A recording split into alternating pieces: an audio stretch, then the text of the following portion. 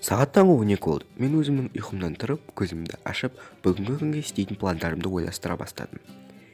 Ең алдымен мен қыдыруым керек, киноға баруым керек, киім алуым керек, және үйге продукт алуым керек, және көптеген пландарымды ойластырдым да, ұйқымнан тұрып, кухняға бардым. Сосын шкафты ашып, бүгінгі таңғы асымды керемет қылып ішейін деп жатсам, ішінде ештеңе жоқ болды.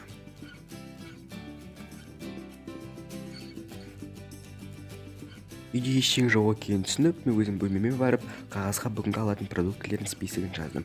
Пицца, суши, ролл, осының барлығын жаздым. Сосын енді үйден шығып бара жатқан кезде өзімнің әмияным жоқ екенін сездім. Сосын бөлмеме барып әмиянымды алдым. Сосын ішіне на всякий случай ақшаны қарайын деп жатсам, ішінде ештеңе жоқ. Дым таба алмадым.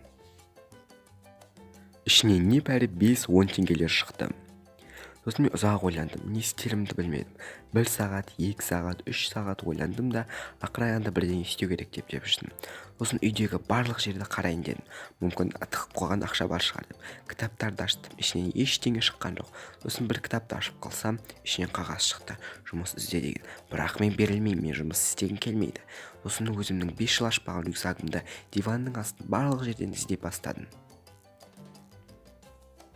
Ақшаны іздеп жатқан кезде бір кезде көзім копилкаға түсіп кетті. Ол деген ең керемет зат. Мен өзімнің қатты қуанғанымды сөзбен жеткіздіре алмай, оның ішін қарай бастадым. Сосын бүгінгі пландардың барлығын орындалып, не алатынымды ойластырып жаттым. Bir кезде копилканы тықылдатып қарасам, ішінде ештеңе жоқ. Бұл қалай болғаны деп мен өз-өзіме сене алмай копилканы ұрып соқтым. Сосын мен ұзақ ойланып, жарайды, жұмыс іздейін деп шештім. Сосын журналды ашып қалып, ішін іздеп бастадым. Bir кезде көзім 29 мың деген сөзге түсіп кетті. Сосын мен мұның қандай жұмыс екенін білейін деп соғып қарадым. Нөмірін теліп, алло деп, бұл жұмыс па деп хабарластым. Сосын ол маған барлығын айтты. Таңғы 6-дан түнгі 2-ге дейін мал, шошқа, жануарлардың барлығын арттарын жинап, оларға тамақ беріп, жуындыру керектігін айтты. Сосын мен жұмыспен қоштасып кеттім. Ұзақ ойландым.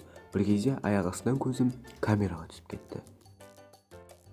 Камераны ары-бері айналшықтап, оны қолыма алдым да диванға жайғасып отырып, бұны не істерімді ойладым. Так, камерамен видео түсіруге болады. Және видео түсіріп мен реклама жасап, пиар сата аламын.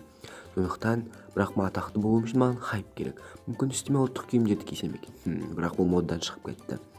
Мүмкін бетіме татуировка алсам екен, ол бәрінде бар. Мүмкін рэп жазсам екен, рэпті ешкім тыңдамайды. Сосын мен блогер боламын деп шештім. Камераға өзімнің жылап жатқанымды видеоға түсірдім де, оны сохранить етіп, келесі күні ютубқа салып жібердім. Арада бір күн өтті. Сосын ұялы телефонымды ашып қарасам, маған көптеген хабарламалар келді. Менің арнама 1000 адам тіркеліпті. Мен өте қатты қуандым, бірақ арада 1-2 күн өткеннен кейін менен ешкім пиар алған жоқ. Қысқасын айтқанда, ақша жоқ.